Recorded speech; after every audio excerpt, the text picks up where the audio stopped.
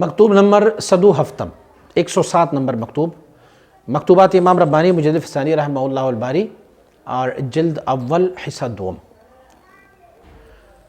یہ مکتوب شریف بھی محمد صادق کشمیری صاحب کی طرف صادر کی گئی ہے، اور یہ مکتوب شریف جو ہم نے پچھلا مکتوب پڑھا ہے مکتوب نمبر 106، اس سے پہلے ہی جو خط مجدد الفسانی رحمۃ اللہ تعالی کو محمد صادق کشمیری صاحب نے لکھی تھی، اس خط میں کچھ اعتراضات تھے جو مجدد رحمۃ اللہ تعالی نے اس کے جوابات دیے، اور جوابات کے بعد جو پچھلا مکتوب ہم پڑھ چکے ہیں یہ مکتوب پھر مجدد رحمۃ اللہ تعالی نے اس کے بعد لکھی تھی۔ شروع میں کچھ سوال و جواب آپ کے تھے، ذہن میں کوئی خلش تھی، لیکن اس کے بعد وہ خلش جب ختم ہوئی تو مجدد رحمۃ اللہ تعالی نے جو پچھلا مکتوب تھا ان کے نام پہ لکھا تھا۔ اب یہ اس مکتوب میں محمد صادق کشمیری آپ کچھ سوالات پوچھ رہے ہیں۔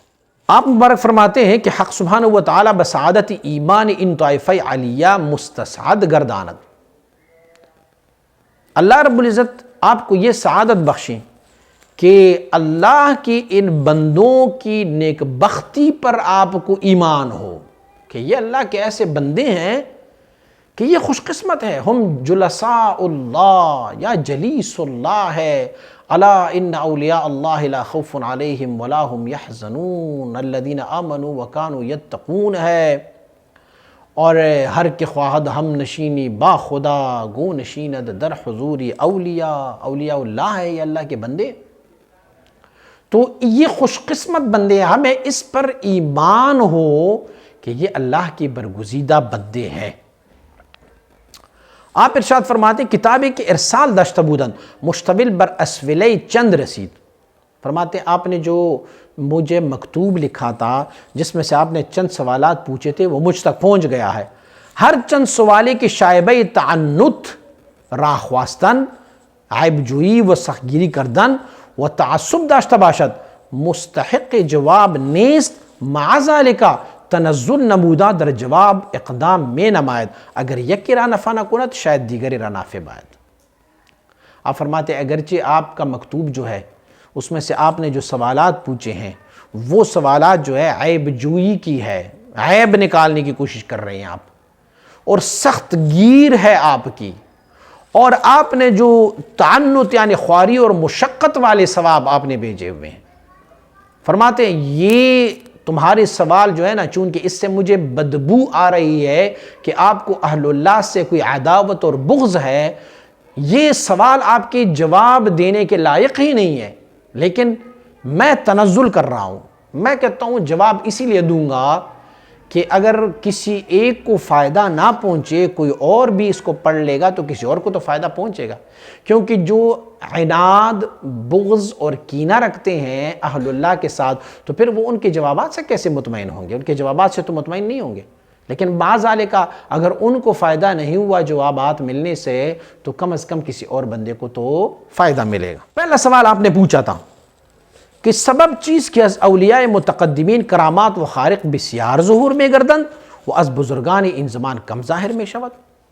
مطلب سب سے پہلے آپ نے یہ سوال پوچھا ہے کہ یہ کیا بات ہے کہ جو متقدمین پہلے گزرے ہوئے اولیاء اللہ ہیں ان میں سے تو بہت زیادہ کرامات، بہت خوارق عادات کام یہ ان سے صادر ہوتے تھے، اور آج کل ہمارے زمانے کے بزرگوں سے تو ایسی چیزیں بہت کم صادر ہو جاتے ہیں، کرامات بہت تھوڑے، خوارق عادات چیزیں بہت کم، ان کی کرامات محدود ہوتے ہیں۔ اور پہلے جو اولیاء اللہ ہوتے تھے ان کے تو بڑے کرامات ہوتے تھے، ان کا تو بڑا ہی مقام ہوتا تھا۔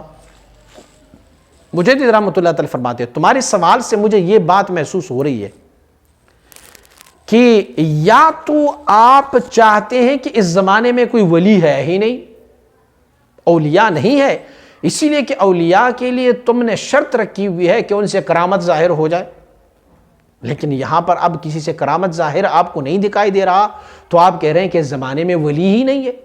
آپ کے سوال سے ایک یہ بات ثابت ہوتی ہے، اور فرماتے ہیں کہ اگر آپ کی خیال میں یہ بات ہو تو فالعیاذ باللہ سبحانہ وتعالی من تسویلات الشیطان، شیطان کی تسویلات سے اللہ کی پناہ مانگنے چاہیے۔ آپ فرماتے ہیں پھر یہ شیطان جو ہے وہ تمہارے ذہن میں یہ بات ڈال رہا ہے متقدمین اولیاء میں سے، پہلے گزرے ہوئے اولیاء میں سے تو بڑے کرامات ظاہر ہو جاتے تھے، اور آج کل جو ہے وہ کرامات نہیں ہے۔ تو اس سے اگر تمہاری مطلب یہ ہو کہ اس زمانے میں کوئی ولی نہیں ہے تو پھر یہ شیطان کا دھوکہ ہے جو شیطان آپ کو دھوکہ دے رہا ہے۔ آپ فرماتے ہیں کہ سن لو کہ ظہور خوارق نہ ارک ازرکان ولایت است، فرماتے ہیں کرامات دکھانا یا خوارق عادات کام دکھانا یہ ولایت کی ارکان میں سے نہیں ہے، کہ اگر کوئی بندہ یہ کہے کہ بھئی جب تک یہ کرامت صادر نہیں کرتے اس وقت تک میں اس کو ولی نہیں مانتا، اور ولی کے لیے شرط کرامت ہے، تو فرماتے ایسا نہیں ہے۔ ولی کے لیے شرط یہ نہیں ہے کہ وہ کرامت دکھائے، وَنَا از شرائط آن، نہ یہ ارکان ولایت میں سے ہے اور نہ شرائط ولایت میں سے ہے کہ خواہ مخواہ ان سے کوئی کرامت صادر ہو، کوئی ایسا خرق عادت کام صادر ہو، فرماتے ہیں نہیں۔ بخلاف معجزہ من نبینا، فرماتے ہیں یہ کرامت تو ولی کے لیے شرائط میں سے نہیں ہے، لیکن معجزہ نبی کی شرائط میں سے ہے۔ ہر نبی کو اللہ رب العزت نے کوئی نہ کوئی معجزہ دیا ہوا ہے، تو وہ ارکان نبوت یا شرائط نبوت میں سے ہے معجزہ، اور ولی کا کرامت جو ہے وہ شرائط یا ارکان ولایت میں سے نہیں ہے۔ لیکن ظہور خوارق از اولیاء اللہ شائع و ضائع است، کم از کے تخلف کند، لیکن ہر ولی کا کوئی نہ کوئی کرامت ہوتا ہی رہتا ہے، ایسا بھی نہیں کہ کوئی ولی بغیر کرامت کے ہو، لیکن یہ الگ بات ہے کہ آپ اسے کرامت نہیں مانیں گے۔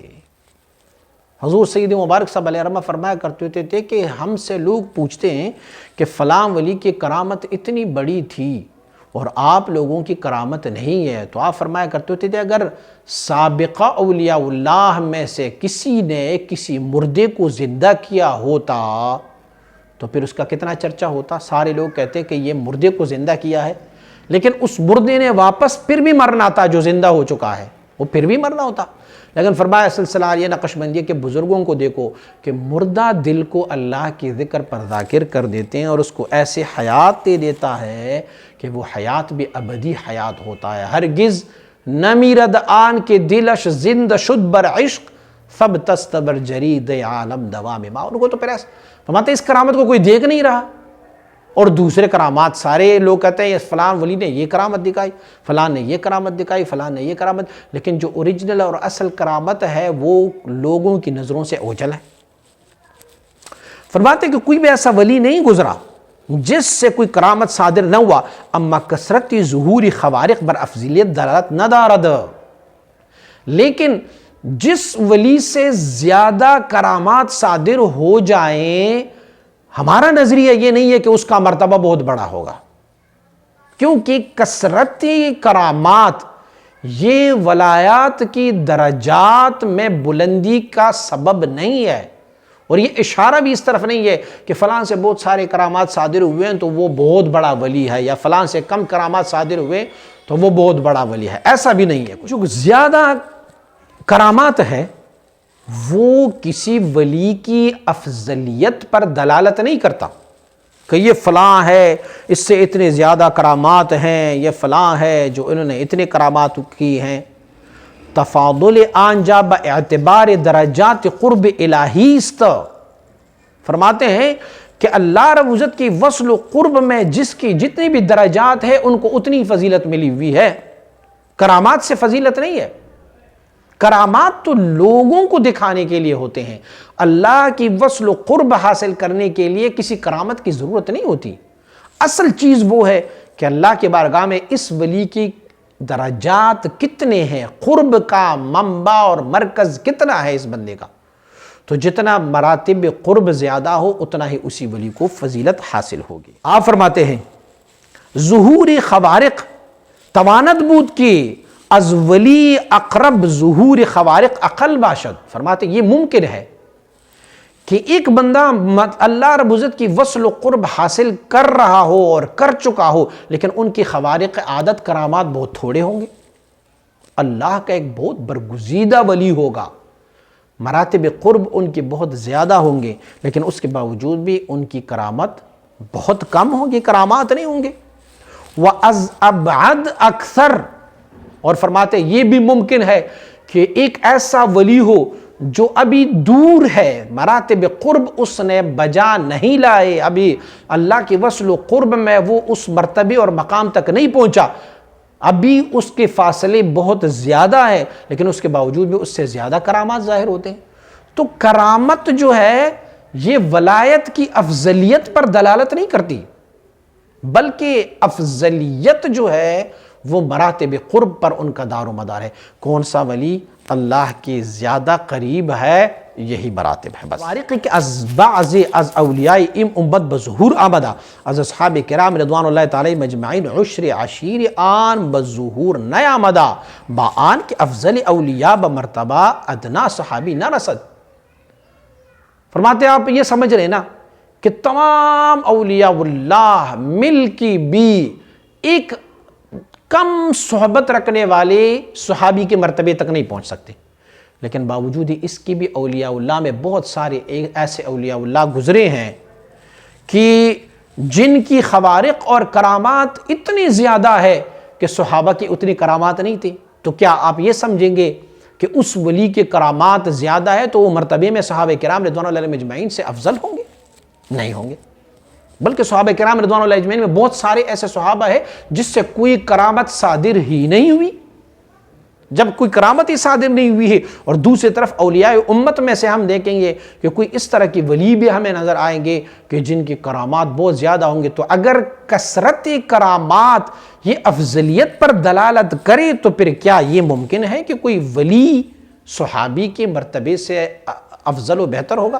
جبکہ یہ مسلم طریقہ ہے کہ کوئی بھی ولی کسی صحابی کے مرتبے تک نہیں پہنچ سکتا۔ نظر بر ظہوری خوارق از کوتا نظری است، اگر آپ ظہوری خوارق کی طرف نظر کرتے جائیں گے، فلاں کی کرامت بڑی ہے، فلاں کی کرامت بڑی ہے، فرماتے یہ کوتا نظری ہے، یہ آپ کی نظر کم ہے، اسی لیے آپ تو اس کی کرامات کو دیکھ رہے ہیں، اس کی درجات کو آپ دیکھیں کہ ان کے درجات کہاں تک ہے۔ فرماتے ہیں وَدَلِيلَ بر قصور استعداد تقلیدی، فرماتے ہیں یہ آپ کی تقلید کا جو استعداد ہے اس میں آپ کی کمزوری ہے، کیونکہ ہم سارے مقلد ہیں، تقلید کرتے ہیں، صحابہ کی تقلید کرتے ہیں، حضور نبی اکرم صلی اللہ علیہ وسلم کی تقلید کرتے ہیں، ائمہ مجتہدین کی تقلید کرتے ہیں، شایان قبول فیوز نبوت و ولایت جماعی اند کہ استعداد تقلیدی دریشان غالب باشد بر قوت نظری ایشان۔ فرماتے ہیں وہی لوگ فیض والے ہیں جن کی تقلید کا مرتبہ ان کی نظر کے مرتبے سے زیادہ بہتر ہوگا، جو ان کی سوچ اپنی خیال سے زیادہ ان کی تقلیدی نظریہ زیادہ ہوگا۔ مثلا میں نے عرض کیا کہ مجدد رحمۃ اللہ تعالی یہی فرما رہے ہیں کہ کون سا وہ صحابی ہے کہ جس سے اتنے سارے کرامات ظاہر ہوئے۔ میں ویسے بطور مثال بیان کرتا ہوں، سیدنا شیخ عبد القادر جیلانی رحمۃ اللہ تعالی سے جتنی کرامات صادر ہوئے ہیں، تو اب آپ مجھے بتائیں کہ کیا شیخ عبد القادر جیلانی رحمۃ اللہ تعالی جتنی کرامات کسی صحابی سے صادر ہوئے ہیں؟ نہیں ہوئے نا صادر۔ جب نہیں صادر ہوئی تو کیا اگر آپ تقلید نہیں کریں گے اور اپنے خیال اور سوچ سے دونوں کا تقابل کرتے جائیں گے تو آپ کہیں گے کہ سیدنا شیخ عبد القادر جیلانی کو تو فضیلت حاصل ہے۔ کیوں حاصل ہے؟ اسی لیے کہ ان کے تو کرامات زیادہ ہے اور صحابی کے تو کرامات نہیں، جبکہ یہ خلاف واقع ہے، یہ تو ممکن ہی نہیں ہے۔ صحابہ کرام تو وہ ہے کہ جو منسوسی ولی ہے، اور سیدنا شیخ عبد القادر جیلانی تو منسوسی ولی نہیں ہے۔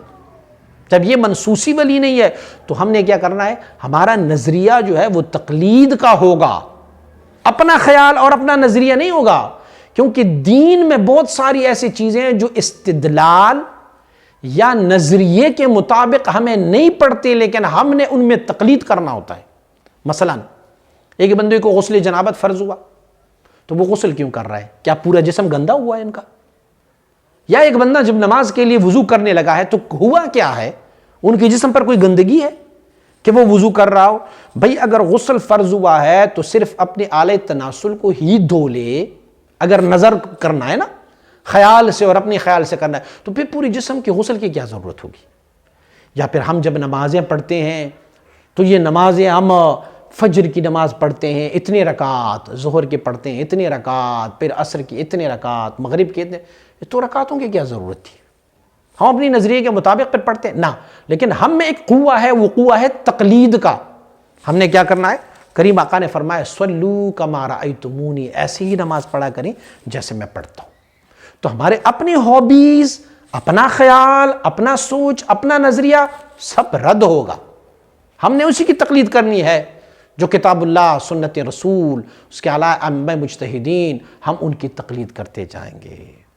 تو مجدد رحمۃ اللہ تعالیٰ اسی بارے میں فرما رہے ہیں، اگر کوئی یہ خیال کرے کہ فلاں ولی کو تو زیادہ کرامات ملی ہوئی ہے اسی لیے وہ افضل ہے فلاں ولی سے، تو فرماتے ہیں یہ ان کی اپنی کوتا نظری ہے، ان کا نظر بہت کمزور ہے، خیال بہت کمزور ہے۔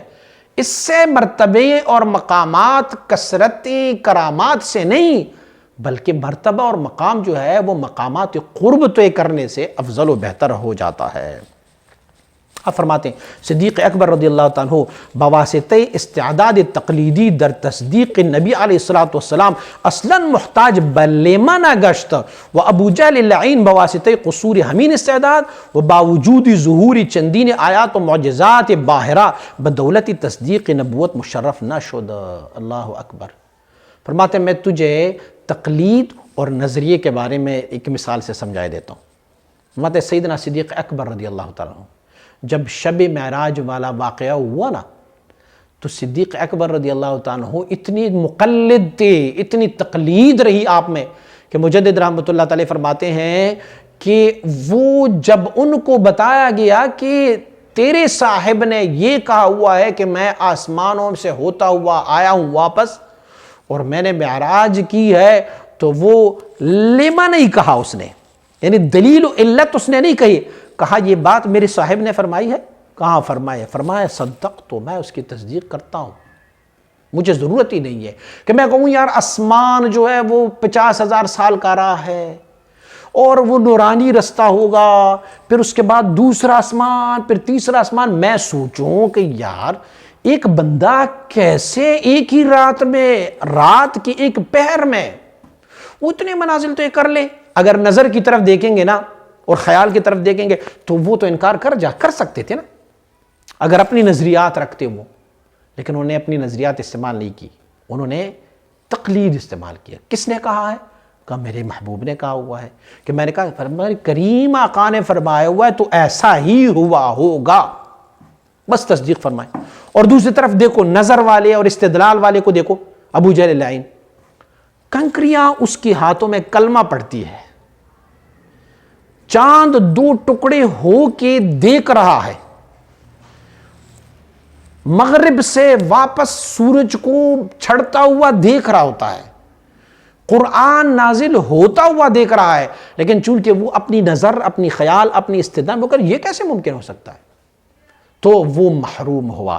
اور صدیق اکبر رضی اللہ تعالیٰ عنہ جو ہے اسے رب کائنات نے صدیقیت کا مقام عنایت فرمایا۔ یہ فرق ہے اپنی خیال، اپنی نظر، اپنی استدلال کی اور تقلید کی۔ تو تقلید بہتر ہے نظر اور استدلال سے۔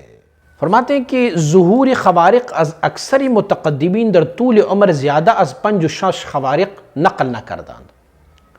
مشائخ نے متقدمین اولیاء اللہ سے ان سے 5 یا 6 زیادہ خوارق عادات، مثلا میں جناب سیدنا شیخ عبدالقادر جیلانی رحمۃ اللہ تعالی کے تذکرہ کر لیں، ان کے خوارق جو بڑے بڑے کرامات ہے 5-6 ذکر کی گئی ہوں گے۔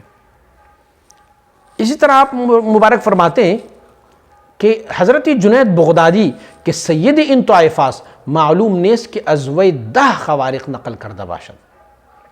جناب سیدنا جنید بغدادی رحمۃ اللہ تعالی آپ فرماتے ہیں کہ جنید بغدادی رحمۃ اللہ تعالی باوجود اس کے کہ سید الطائفہ ہے، اس گروہ اولیاء کا سید ہے، اس کے باوجود بھی آپ سے 10 سے زیادہ خوارق کسی نے نقل نہیں کی، 10 سے زیادہ کرامات کسی نے نقل نہیں فرمائی۔ تو دیکھیں ان کی 10 کرامات کو ہی ہم مان لیں، چلو ہو گیا۔ وہ حضرت حق سبحانہ وتعالی از حال کلیم خود علی نبینا و علیہ السلام چنین خبردار داشتا حیث قال عز وجل وَلَقَدْ آتَيْنَا مُوسَىٰ 9 آیات بینات۔ رب کائنات فرماتے ہیں ہم نے موسیٰ علی نبینا علیہ السلام کو 9 آیات، 9 معجزات دیے تھے۔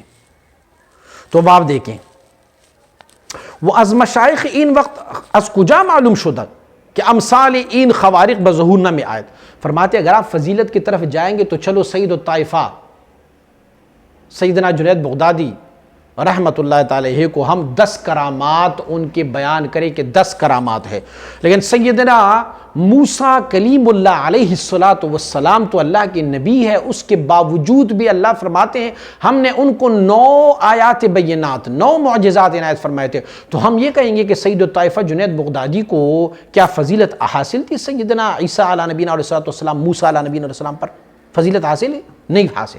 وہ اللہ کے نبی ہے، برگزیدہ ہے، بہتر ہے، برتر ہے. لیکن اگر کوئی بندہ خوارق کی کثرت کی طرف دیکھتے جائیں گے تو پھر کیا وہ یہی کہیں گے کہ سیدنا جنید بغدادی کو تو 9-10 کرامات تھی اور علیہ باللہ حضرت موسیٰ علیہ نبینا علیہ السلام کو تو 9 کرامات تھی، 9 معجزات تھے ان کو، تو ان کو فضیلت حاصل ہوگی؟ نہیں ہوگی. اور فرماتے ہیں اسی طرح فضیلت جو ہے وہ کرامت کی زیادہ ہونے کی وجہ سے نہیں ہے، بلکہ درجات ولایت کی قرب، کمالات شاہراہ نبوت کے جانے والوں کے قرب کی منازل جتنے طے ہو اتنی ہی ان کی فضیلت ملتی. فرماتے ہو از مشائخ این وقت از کجا معلوم شد کہ امثال این خوارق بظہور نہ میں آیت، بلکہ اولیاء اللہ را چی متقدم و چی متاخر در ہر ساعت ظہور خوارق است مدعی آن را داند یا نہ داند. فرماتے آپ کو کس نے کہا ہوا ہے کہ ہمارے زمانے کے اولیاء کو کرامت نہیں ہے؟ یہ آپ کو کس نے کہا ہوا ہے؟ فرماتے ہیں اولیاء متقدمین یا متاخرین اولیاء اللہ کو ہر ایک ولی کو ہر ساعت کرامت ہوتی ہے، ہر ساعت ان کی کرامت ہوتی ہے. اب آپ ان کو جانیں یا نہ جانیں یہ آپ کا کام ہے، لیکن جو جاننے والے ہیں وہ سمجھتے ہیں کہ اس زمانے کے اولیاء اللہ کو بھی کرامات ہے، اور آپ اگر اسے ایکسپٹ کرتے ہیں یا نہیں کرتے. آپ فرماتے خورشید نہ مجرمس ار کسی بنا نیست. فرماتے ہیں سورج کی کیا جرم، اگر ایک بندہ خود ہی نابینا ہے تو اندھا ہو تو اس میں سورج کا کوئی جرم تو نہیں ہے نا. سورج کو نہ دیکھنے والا، سورج سے آنکھیں بند کر دینے والے کو سورج نہ نظر آئے تو اس میں سورج کی کیا کمی ہے، سورج کا کیا قصور ہے؟ سورج تو سورج ہے. تو اگر آپ کو اہل اللہ اولیاء اللہ کی کرامات نہ دکھائی دے رہی ہو تو اس میں اہل اللہ اولیاء اللہ کی کیا کمی ہے؟ وہ تو ہر لمحہ ہر ساعت ان کی کوئی نہ کوئی کرامت جو ہے وہ ظاہر ہوتا ہی رہتا ہے. لیکن آپ چون کے تعصب کے عینک لگائے ہوئے ہو تو اسی لیے ان کی کرامت آپ کو نہیں دکھائی دے رہی. دوسرا سوال پوچھا تھا، سوال یہ تھا دوسرا کہ در کشف و شہود طالبان صادق القاء شیطان را دخل باشد یا نہ. سوال یہ تھا کہ جو صادق طالب ہوتا ہے، جو طریقت کے راہ پر جانے والا ایک سالک ہوتا ہے، اس سے جب کوئی القاء ہو جاتا ہے، اس کو شہود و کشف و مکاشفہ ہوتا ہے، کیا اس میں القاء شیطانی ہوتی ہے یا نہیں؟ ایک القاء رحمانی ہے، ایک القاء شیطانی ہے، تو کیا اس کی کشف میں القاء شیطانی بھی ان کو ہوتی ہے یا نہیں؟ اور اگر کوئی القاء شیطانی ہے تو وضوح کیفیت کشف شیطانی چگونہ است. پھر ہم کیسے جانیں گے کہ اگر القاء شیطانی ہو تو ہم کیسے جان سکتے ہیں کہ یہ القاء شیطانی والا کشف ہے یا پھر غیر القاء شیطانی والا ہے؟ وہ اگر نیست سبب آن کی در امور ملہمہ بعض غلط ہا و افتہ میں شبد چیست. اگر آپ کہتے ہیں کہ اہل اللہ کی بندوں کی کشف میں القاء شیطانی نہیں ہوتی تو پھر بہت سارے کشفوں میں تو مغالطے بھی ہو جاتے ہیں، غلط کشف بھی دیکھتے جاتے ہیں. پھر وہ کیا ہے؟ چونکہ معترض جو ہے نا اس نے اعتراض اپنے خیال میں کیا ہوا ہے، مطلب وہ اعتراض کر رہا ہے کہ تم لوگ تو یہ کہتے ہو نا کہ کشف ہو جاتا ہے، چلو مان لیا کشف ہو گیا، تو کشف میں کیا جس کو کشف ہو رہا ہے اس کو القاء شیطانی ہوتی ہے یا نہیں ہوتی؟ اگر ہوتی ہے تو پھر ہمیں کیسے پتہ چلے گا کہ یہ القاء شیطانی ہے؟ اور اگر نہیں ہوتی تو پھر بہت سارے ایسے کشوف ہوتے ہیں جو غلط ہوتے ہیں، پھر اس کو ہم کیا کہیں گے؟ مجدد رحمۃ اللہ تعالی ان کا جواب ارشاد فرماتے ہیں. آپ فرماتے ہیں کہ ہیچ کس از القاء شیطانی محفوظ نیست. فرماتے کوئی بھی بندہ شیطانی القاء سے محفوظ نہیں ہے. ہرگاہ کہ در انبیاء متصور باشد بلکہ متحقق در اولیاء بطریق اولا خواہد بود طالب صادق چی باشد. فرماتے ہیں جب انبیاء علیہم الصلوات و تسلیمات کو القاء شیطانی ہوتی ہے اور اولیاء میں بھی یہ ثابت ہے تو ایک مرید بیچارے کو تو ضرور بھی ضرور ہوتا رہے گا القاء شیطانی.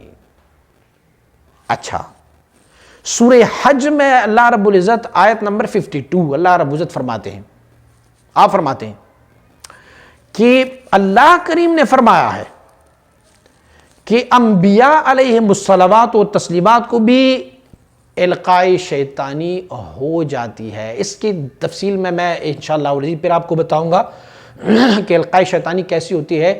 بہت سارے علماء کو، سارے طلباء کو معلوم ہے. اگر سورہ نجم پڑھیں گے تو سورہ نجم میں جو ہے وہ القاء شیطانی، اور سورہ حج میں رب کائنات نے اس کے بارے میں فرمایا ہوا ہے. لیکن جب القاء ہوتا ہے کسی نبی کو القاء شیطانی، تو پھر القاء شیطانی کے بارے میں رب کائنات نے فرمایا فَيَنْسَخُ اللَّهُ مَا يُلْقِ الشَّيْطَانُ ثُمَّ يُحْكِمُ اللَّهُ آیَاتِهِ. اللہ رب العزت نسخ کر دیتے وہ القاء شیطانی کو، اور پھر اللہ رب العزت اپنی آیات کو مستحکم فرما دیتا ہے. کیا ہوتا ہے؟ جب نبی کو القاء شیطانی ہو جاتا ہے تو رب کائنات فوراً اس کو منسوخ کر دیتا ہے، ختم کر دیتا ہے، اور پھر جو ہے وہ اپنی آیات کو اللہ رب العزت جو ہے وہ محکم فرما دیتا ہے. یہ آیت شریف دلالت کرتی ہے اس بات پر وَدَرْ أَوْلِيَاءٍ إِن تَنْبِيهِ لازم نے، نبی کو جب القاء شیطانی ہو جاتی ہے تو رب کی طرف سے تنبیہ ہو جاتا ہے کہ یہ القاء شیطانی ہے. لیکن اولیاء اللہ کے لیے تنبیہ لازمی نہیں ہے کہ ان کو تنبیہ لازم ہے کہ وہ مطابع نبی است، کیونکہ ان کے لیے تو تقلید ہے، ولی کے لیے تو تقلید ہے. ولی جو ہے وہ تابع ہے نبی کی، اور جب نبی کے تابع ہو تو ہر چیز مخالف نبی خواہد یافت، رد خواہد کرد و باطل خواہد دانست. اب جو بھی اس نبی کی دین کے مخالف ان کو کوئی بھی القاء ہو جاتا ہے تو پھر یہ خود بخود اس کو رد کر دیتا ہے، کیونکہ نبی کی تعلیمات کچھ اور ہوں گے اور جو القاء ہو رہا ہے وہ کچھ اور ہوگا، تو بذات خود اس کو رد کر دیں گے، کیونکہ یہ کسی ایک نبی کی یا تو بنی اسرائیل میں سے ہوگا، یا پھر سیدنا آدم علیہ نبینا صلی اللہ علیہ وسلم کی امت میں سے ہوگا، یا سیدنا، تو ان کے لیے اپنے نبی کا قول اور نبی کی شریعت ہی اصل ہے. تو جب ان کو القاء ہو جاتا ہے شیطان کی طرف سے اور کشف کوئی دکھائی دیتا ہے اور خطا کشف ہو، تو وہ اپنی مکاشفے کو اپنی نبی کی اس دین اور شریعت کی ترازو میں ڈالیں گے. اگر اکول ہو گیا تو قابل قبول ہے، اور اگر اس میں سے کمی آئی تو سمجھ لیں گے کہ یہ القاء شیطانی ہے، اس کو رد کر دیں گے بس. اما در صورت کہ شریعت نبی ازان ساکت است و با اثبات و نفع عن حکم نمی کند امتیاز حق از باطل بطریق قطعیت دشوار است. لیکن اگر ایسا کوئی الہام ہو جائے کہ جس میں سے اس نبی کی شریعت اس سے خاموش ہو، یعنی شریعت مطہرہ نے اس بارے میں کچھ نہیں کہا ہوگا، اور ایسا ہی کوئی الہام اس ولی کو ہو جائے تو فرماتے اس میں سے پھر حق اور باطل کو الگ کرنا پھر مشکل ہو جاتا ہے، کیونکہ الہام جو ہوتا ہے وہ ظنی ہے، گمانی ہے. اور نبی کو جب ہو جاتا نا تو نبی علیہ السلام پر جب نازل ہوتا تو فوراً وحی نازل ہو جاتی، اور وحی جو ہے وہ قطعی ہے، الہام جو ہے وہ ظنی ہے، گمانی ہے. پھر تو آپ مبارک فرماتے ہیں لیکن درین امتیاز ہچ قصور بولایت راہ نمی یابد. لیکن اگر حق اور باطل کے درمیان اس کشف کی امور میں اگر وہ فرق نہ پائے اور نبی کی شریعت بھی اس سے ساکت رہیں تو پھر ان کی ولایت میں اس پر کوئی فرق نہیں آتا، جب تک کہ وہ اس کشف کو، اس الہام کو جو یہ سمجھ رہا ہوتا ہے اس کو، جب تک کہ وہ اس پر عمل پیرا نہ ہو. تو مشائخ نے تو یہی دستور العمل اپنایا ہوا ہے کہ مرید جو بھی، یعنی ہر ولی کے وہ تو ایک شیخ ہوتا ہے، ان کو جو بھی کشف الہام ہوتا ہے وہ اپنی شیخ کو بلا جھجک عرض کریں گے. صحت اور سقم اور خرابی، اچھا اور برا اپنے شیخ سے ہی وہ جانیں گے. وہ شیخ کو بتائیں گے کہ میں نے ایسے الہام مجھے ہوا ہے، یا ایسے میں نے کشف دی کی، ایسے مجھے خوارق عادت کام ہوا ہے، کیا یہ ٹھیک ہے یا نہیں. تو شیخ ان کی صحت اور سقم ان کو بتاتے جائیں گے. اور آپ مبارک فرماتے ہیں کہ ہم جو ہے نبی کی امت چی اتیان شریعت و مطابعات نبی متکفل نجات دارین است و امور مسکوت عنہا زائد بر شریعتند وما مکلف پر امور زائدہ نیستم. فرماتے ہمارے لیے اصول کیا ہے؟ وہی اصول ہے جو ہمارے نبی، ہمارے دین، ہماری شریعت نے ہمیں بتائے ہے. جو نبی کی شریعت اس سے خاموش ہے، ان چیزوں پر ہماری گرفتی نہیں ہے. ہم ان چیزوں میں کیوں پڑے؟ ہم اپنی نبی کی لائے ہوئی شریعت، دین، اسلام پر چل رہے ہیں. یہ تو ساری ظنی ہے، یہ گمانی چیزیں ہیں. تو ہم گمان کو چھوڑ کے اصل کی طرف آ جائیں. کوئی بھی الہام ایسے ہو گیا، کوئی بھی ایسا کشف ہو گیا، تو ہم اس کشف اور الہام کو شریعت غراء محمدی کے سانچے میں ڈالیں گے. قابل قبول رہا تو ٹھیک، نہیں رہا تو ہم ان کو نہیں کر دیں گے. اور آپ نے کہا ہوا ہے کہ غلط کشف ہوتا ہے، تو جب غلط کشف ہوتا ہے تو یہ القاء ہوتی ہے. آپ فرماتے ہیں کہ میں آپ کو بتاؤں، باید دانست کہ غلط کشف منحصر بر القاء شیطانی نیست.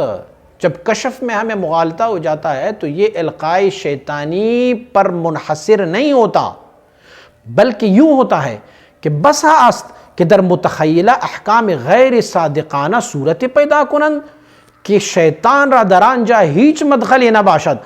از قبیل است کہ بعض در منامات حضرت پیغمبر را علیہ السلام می بیند و بعض احکام را اخذ می کند کہ فی الحقیقت خلاف آن احکام متحقق است. درین صورت القاء شیطانی متصور نیست کہ مختار علماء عدمی تمثیل شیطان است بصورت خیر البشر علیہ التسلیمات بہر صورت کے باشد. پس درین صورت نیست الا تصرف متخیلہ کہ غیر واقع را واقع دانیدہ است. یہ پھر ہو جاتا ہے. آپ مبارک فرماتے ہیں اکثر و بیشتر یہ ہوتا ہے کہ آپ تو کہتے ہیں کہ القاء شیطانی جو ہے وہ ہو جاتا ہے.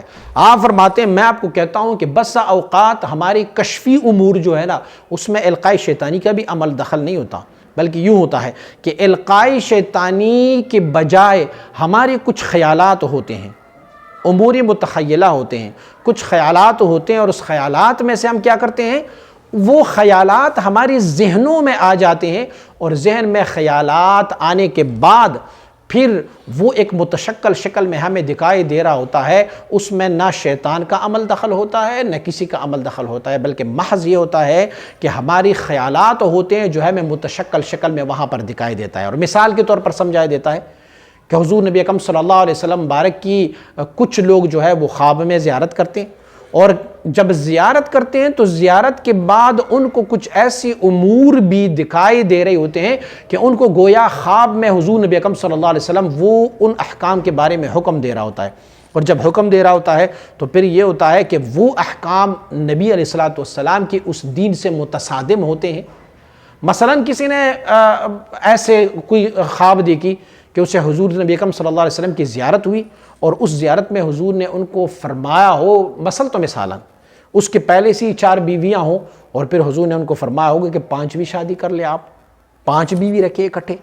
تو یہ چونکہ حضور نبی اکرم صلی اللہ علیہ وسلم کی شریعت سے متصادم ہے، تو اب یہ کیا ہوگا؟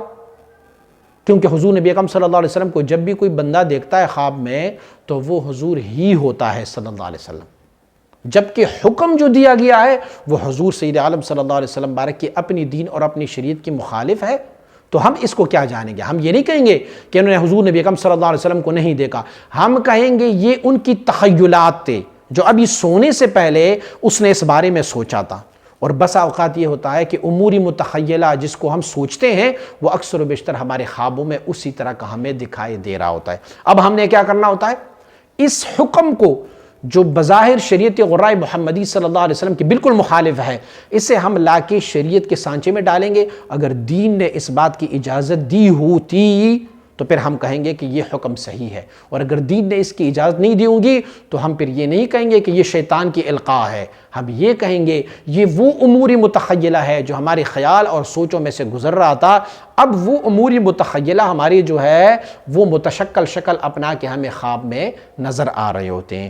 تو اسی لیے جب کسی سالک کو کوئی کشف ہو جاتا ہے تو ان کے کشف کو، ان کی امور ملہمہ کو ہم شریعت کے سانچے میں ڈال لیتے ہیں. اگر شریعت کے سانچے میں پوری اتری تو ہم اسے قابل قبول کریں گے، اور اگر شریعت مطہرہ کے سانچے میں پوری نہ اتری تو ہم اسے رد کر دیں گے، کیونکہ ہمارے لیے تقلید ہی ہے، اور ہم اپنی نبی کی تقلید کرتے ہیں۔ جو نبی کی تقلید کرتے ہیں تو پھر ہمارے لیے وہی تقلید جو ہے وہ سب سے افضل و اعلیٰ ہے۔ تیسرا سوال پوچھا تھا، سوال یہ پوچھا گیا تھا کہ چون تصرف، کرامات و تاثیرات استدراج در نمائش برابر است، چونکہ یہ معلوم ہے کہ کرامات اور استدراج دونوں جو ہے وہ تصرف اور تاثیر میں برابر ہیں۔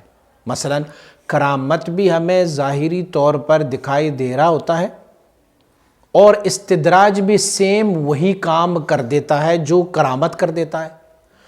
تو اب یہ ہونا چاہیے کہ ہمیں کیسے، مبتدی کو کیسے پتہ چلے گا کہ جس کے پاس میں گیا ہوں اور جس سے میں نے خوارق عادت کام دیکھا ہے وہ کرامت ہے یا استدراج ہے؟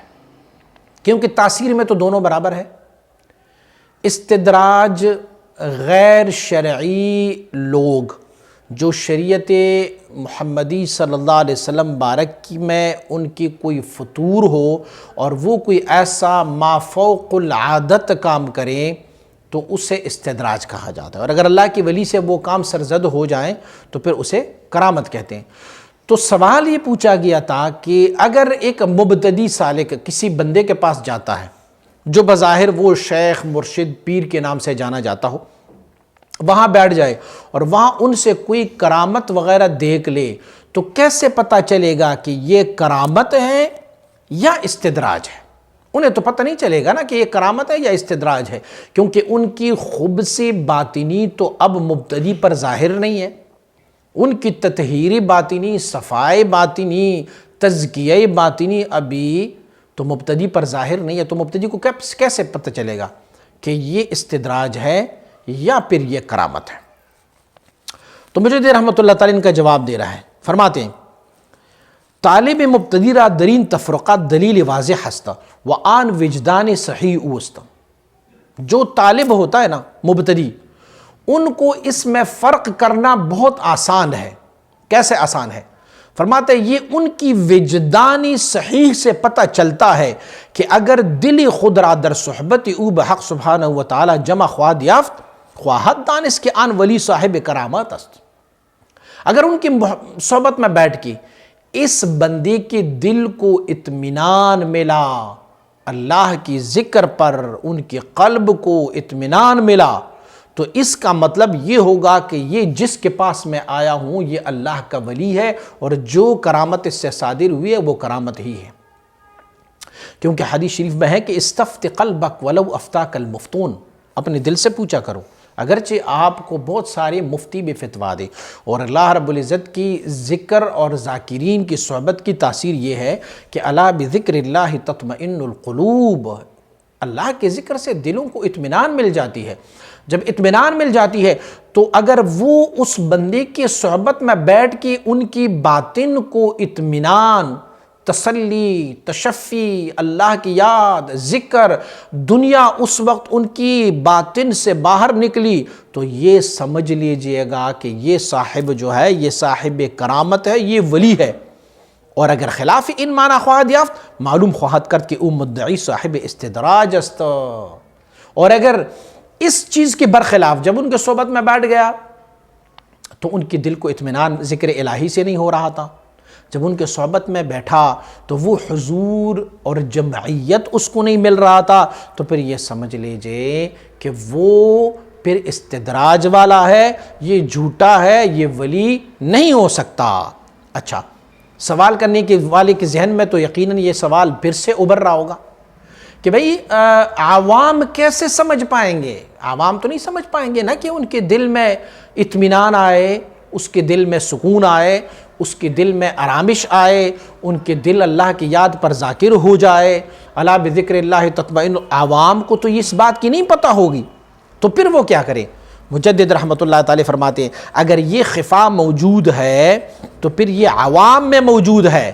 اور عوام بھی کیسے عوام؟ عوام کل انعام، ایسے عوام جیسے چوپائے کی طرح عوام ہو تو پھر یہ ہو سکتا ہے کہ ان کی دلوں میں یہ خفا موجود ہو، ان کو یہ محسوس نہ ہو کہ کہاں پر ذکر سے اطمینان ملتی ہے اور کہاں پر ذکر سے اطمینان نہیں ملتی، پھر ان کے دل میں یہ ہوگا۔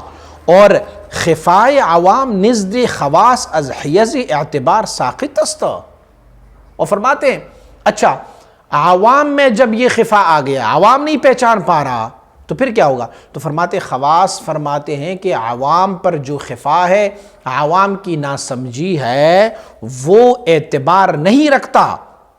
کیوں کہ منشأ آن مرض قلبی است و غشاوت بصری، کیونکہ عوام جو نہیں سمجھ پا رہے ہیں، اس وجہ سے نہیں سمجھ پا رہے ہیں کہ ان کی جو ہے بیمار ہے، دل بیمار ہے، مرض قلبی ہے ان کو، اور وغشاوت بصری، اور ان کی آنکھوں پر پردے پڑے ہوئے ہیں۔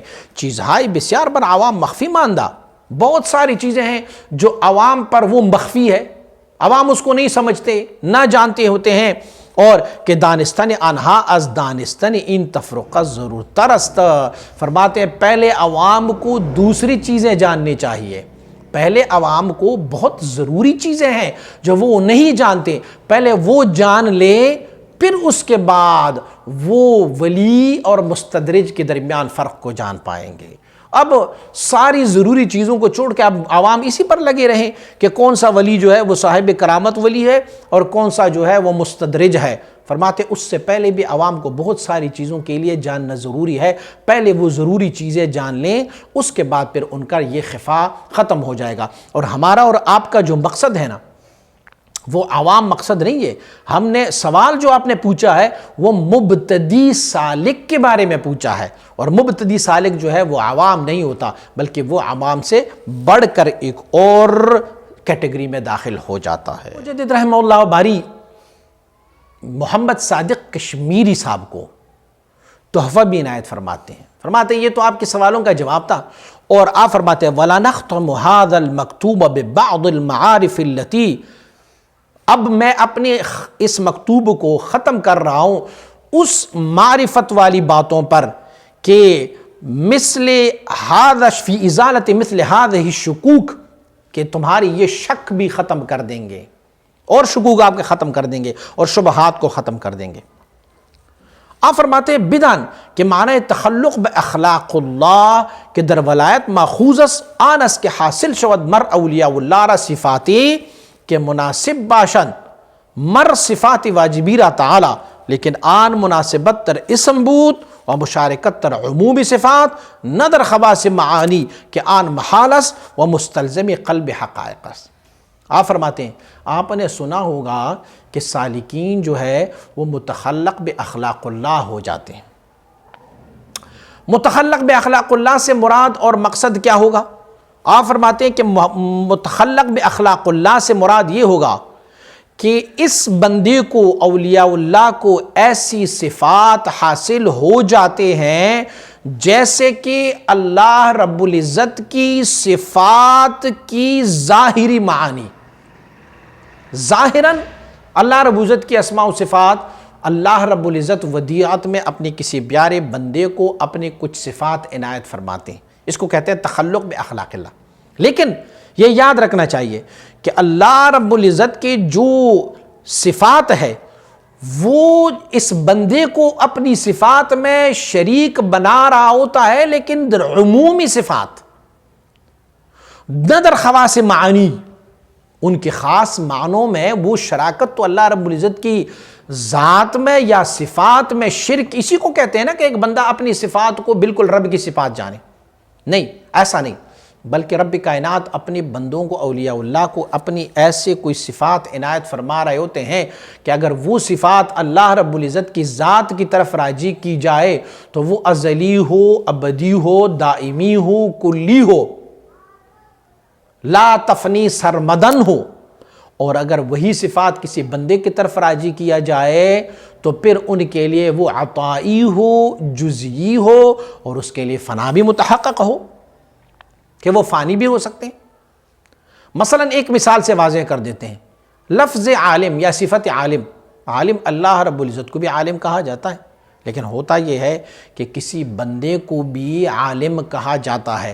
یہی صفت اگر اللہ رب العزت کی طرف راجی کی جائے تو اللہ کے لیے یہ صفت دائمی، کلی، ابدی اور یہ بہت ہی بہتر صفت. اور اگر اسی صفت کو کسی عالم، کسی مولوی صاحب کی طرف راجی کی جائے، کسی بندے کی طرف راجی کی جائے تو ان کے لیے یہ عطائی ہوگی، جزئی ہوگی، پھر یہ ختم ہونے والی بھی ہوگی. جب وہ وفات پائے تو وہ علم ان کے ساتھ چلا جائے گا. یہ ہوتے ہیں متخلق باخلاق اللہ. آپ مبارک فرماتے ہیں حضرت خواجہ محمد پارسا قدس اللہ تعالی سرہ الاقدس، آپ فرماتے ہیں اس بیان میں کہ تخلقوا باخلاق اللہ جو حدیث شریف ہے نا، اس کی تشریح فرماتے ہیں صفت دیگر ملک است. اللہ رب العزت کا ایک صفت جو ہے ملک ہے، مالک یوم الدین یا ملک یوم الدین. ملک ایک صفت ہے اللہ رب العزت کا. اور ملک کی معنی کیا ہے؟ وہ معنی ملک متصرف بودا برہما یا متصرف بود برہما. معنی ملک یہ ہے کہ ان کا تصرف سب پر ہو. اس کو کہتے ہیں ملک، ان کی تصرف سب پر ہو. وہ چون روندی راہ بر نفس خود متصرف شود و او را مقہور تواند داشت و تصرف او در دلها نفاذ یابد بدین صفت موصوف شدہ باشد. اللہ اکبر. فرماتے ہیں ایک سالک کی حیثیت یہ ہو جائے کہ وہ اپنی نفس پر دیکھو ملک کی معنی تھا متصرف، سب پر تصرف رکھنے والا. اب ایک سالک وہ اپنی نفس پر تصرف پالے اور اپنی نفس کو وہ زیر تسلط رکھے، اپنی نفس کو اپنے کنٹرول میں رکھے، تو پھر کیا ہوگا؟ یہ بندہ بھی اسی صفت پر متصف ہوگا. رب کائنات کے لیے یہ صفت کیا ہے؟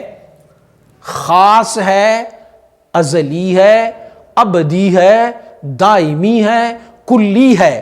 لیکن بندے کو ملک کی صفت دی گئی ہے، متصرف کی صفت دی گئی ہے. اس کے پاس تصرف کے لیے نفس موجود ہے. اس نے اپنی نفس پر تصرف پا لیا، نفس کو اپنا زیر کیا، اپنی کنٹرول میں لایا. امارۃ بالسوء سے نفس ملہمہ، لوامہ، راضیہ، مرضیہ اور کاملہ کر دیا. جب یہ سارے صفات پر انہوں نے کنٹرول حاصل کی تو اب اس بندے کو بھی ملک کہا جاتا ہے. لیکن ان کی یہ صفت جو ہے یہ جزئی ہوگی، یہ عطائی ہوگی، یہ محدود صفت ہوگی. بس دوسرا صفت سماعت فرمائے. فرماتے ایک اور صفت ہے، صفت دیگر سمیع است، سننے والا. فرماتے ہیں رب کائنات کا یہ صفت ہے، رب اللہ سمیع ہے. وہ معنی سمیع شنواست، سننے والا، یہ ان کے صفت ہے.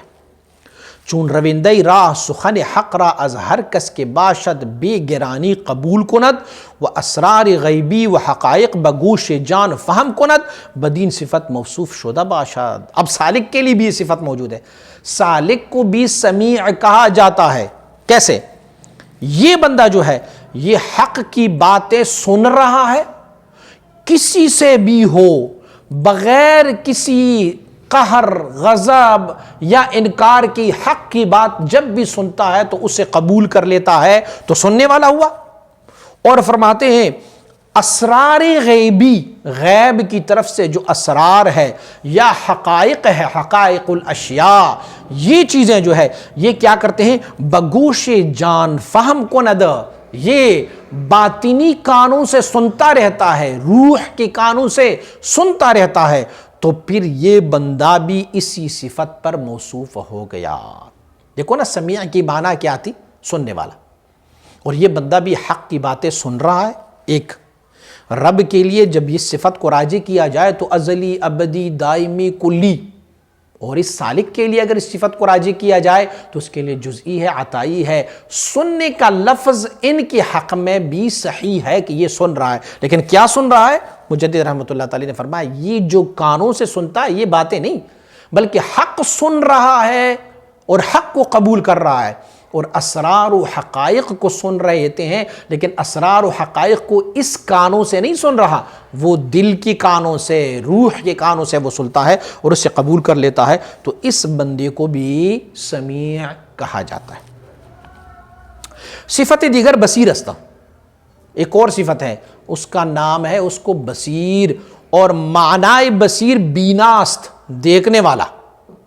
چون روندہ راہ را بصری بصیرت او بنا شدہ باشد و بنور فراست ہم عیوب خود بیند و کمال حال دیگران، یعنی ہم کسرا بہ از خود بیند و نیز بصیری حق منظور نظر او شدہ باشد تا ہرچی کند بر موجد پسندیدہ حق کند بدین صفت موصوف شدہ باشد۔ اب دیکھیں، ایک صفت تو اللہ رب العزت کا ہے بصیر، ایک صفت اللہ کریم سالک کو بھی بصیر کا صفت دیا جا رہا ہے۔ اب کیسے ہوگا؟ سالک کیسے سنے گا؟ سالک ایسے سنے گا کہ بصری بصیرتی او بنا باشد، ایک ہوتا ہے بصر، ایک ہوتا ہے بصیرت، ان کی بصیرت کی آنکھیں دیکھنے کی قابل ہو جائیں گے، جو بصیرت والی آنکھیں ہیں نا اس کی، وہ کھل جائیں گے، وہ دیکھتے جائیں گے، اور وہ بنور فراست ہمیں عیوب خود بھی بیند، اور ان کو اللہ رب العزت نور، ایسا فراست والا نور عنایت فرماتا رہے گا کہ وہ اپنی عیبوں کو، جو اندرونی عیب ان کے ہوتے ہیں، ظاہری اور باطنی عیوب ہوتے ہیں، وہ اپنی آنکھوں سے دیکھ۔ اتقوا فراست المؤمن فإنہ ینظر بنور اللہ، مومن کی نظر فراست سے ڈریے کہ وہ جب دیکھ رہا ہوتا ہے تو اللہ کی نور سے دیکھ رہا ہوتا ہے، تو پھر ان کو یہ مل جائے گا، وہ اپنے عیوب کو دیکھتے جائیں گے، وہ کمال حال دیگران، اور ان کی بصیرت اتنی کھل جائیں گی، بصارت اتنی کھلے گی ان کی کہ وہ دوسروں کی کمال کو دیکھتا رہے گا اور اپنے آپ کو پرعیب کرتا دیکھے گا۔ وہ کہے گا میں تو عیبوں کا مجموعہ ہوں، میرے نقصان ہے، اپنی گناہیں دیکھتے جائیں گے اور دوسروں کی بہتریاں دیکھتے جائیں گے، یعنی ہم کسرا بہ از خود ببیند، ہر بندے کو اپنے آپ سے وہ بہتر جانتا ہوگا، یہ ہوگا۔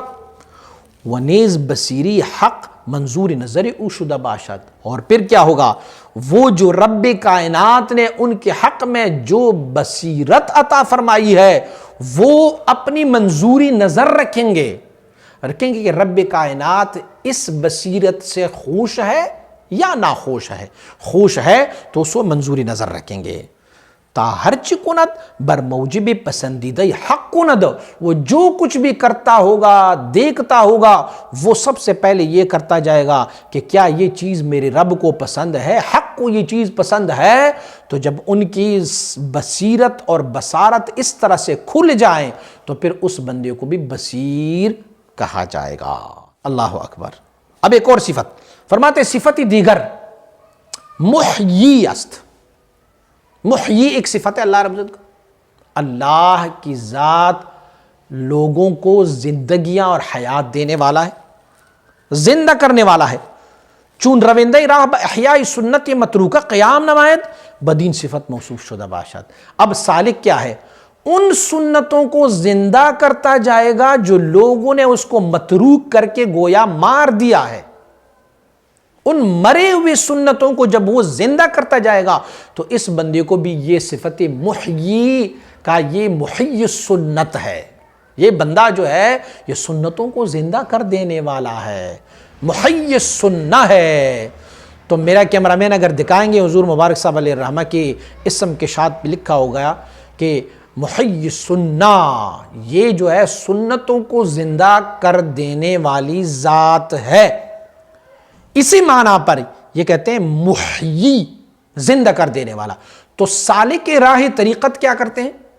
سالک راہ طریقت ہمیں یہ دکھا رہا ہوتا ہے کہ جو سنتیں متروک کی گئی ہے تو اسے جب دوبارہ زندہ کر دیں گے تو یہ صفت محیی تو رب کے لیے ازلی ہے، ابدی ہے، دائمی ہے، کلی ہے، لیکن اس شخصیت کے لیے یہ جزئی ہوگی، عطائی ہوگی اور محدود ہوگی، لیکن بہرحال اس کو بھی اس صفت اللہ رب العزت اپنا یہ صفت عنایت فرماتا ہے۔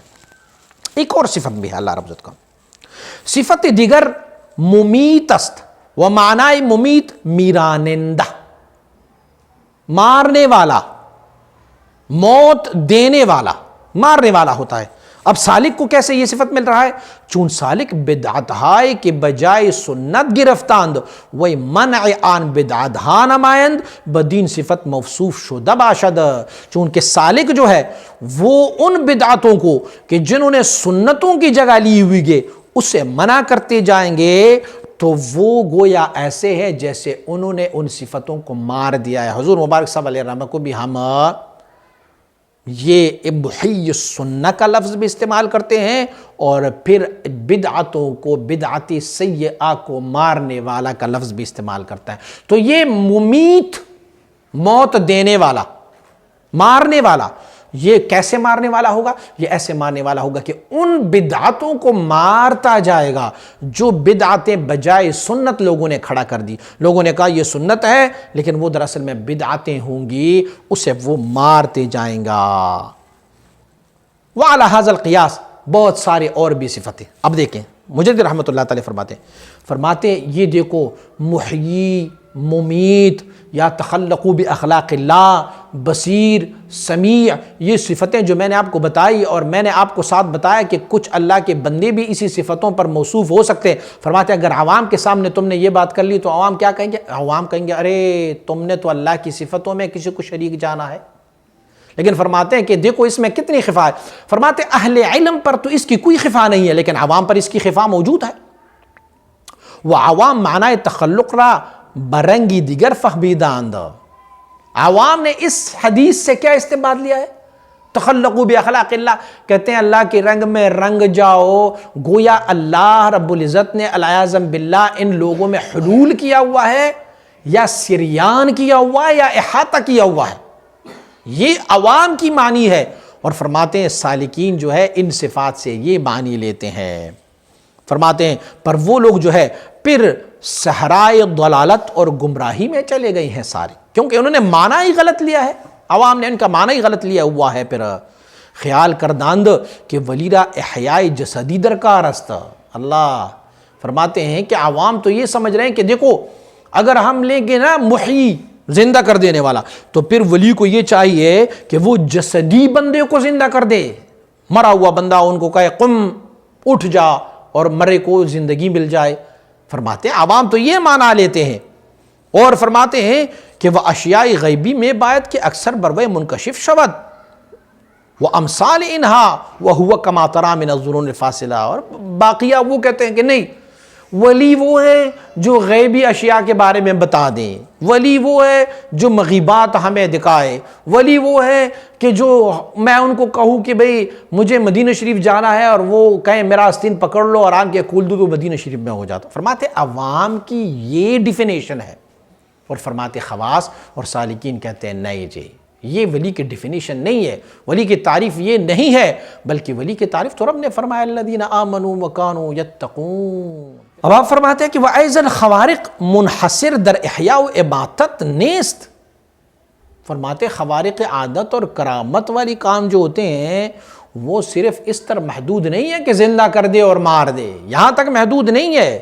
بلکہ آپ فرماتے ہیں علوم و معارف الہامیہ از اعظم آیات است و ارفع خوارق، فرماتے ہیں جو علوم و معارف اللہ رب العزت کی طرف سے اپنی خاص بندے پر وارد ہو جاتے ہیں، فرماتے وہ جو ہے اس سے اعظم آیات است، وہ بہت بڑی دلائل ہے، اور فرماتے ہیں وہ ارفع خوارق، اور اس سے بڑھ کر اور کوئی کرامت ہو ہی نہیں سکتی کہ ایک بندے کے ایسے علوم و معارف ہو جو شریعت غراء محمدی صلی اللہ علیہ وسلم سے بالکل ایک جیسے ہو۔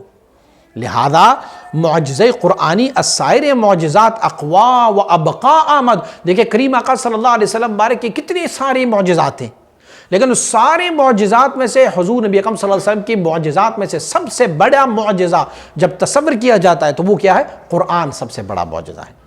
تو معلوم یہ ہوا کہ جو رب کی طرف سے کسی کو علوم و معارف القاء کی جاتی ہے تو یہ وہ زندہ اور مارنے سے بھی افضل ہے، ان کو علوم و معارف ہے۔